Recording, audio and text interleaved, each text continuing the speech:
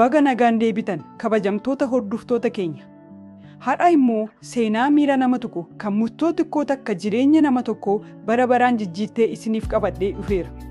Mata dureen viidiyoo har'aa ilaaluuf deemnu murtiin tokko jireenya isaa bara baraan jijjiire kan jedhudha.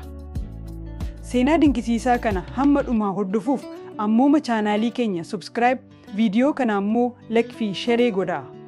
Egaa gara seenaa keenyaatti haa seenu. Dargaggeessi Tasfaayee jedhamu eebbifamaa yuunivarsiitii kan ta'e sammuu qara qabuu fi abjuu guddaa qabu ture. Haa ta'u malee maatiin isaa hiyyummaa keessa turan. Rakkoon diinagdee biyyattii keessa jirus dandeettii isaa akka inni hin mul'isne harka hidhee ture. Guyyaa tokko carraan gurguddaan lama isaaf dhiyaatee ture. Inni jalqabaa carraa biyya alaa deemee hojii argachuun jireenya dhuunfaa isaa milkaa'uu fi inni lammataa immoo biyya isaatti hafee rakkoo maatii isaa gargaara dandeettii isaa biyya isaatiif oolchuu ture. Hiriyoonni isaa hundi biyya alaa deemuu qabda, amma carraan kun siif mijateera jechuun gorsa.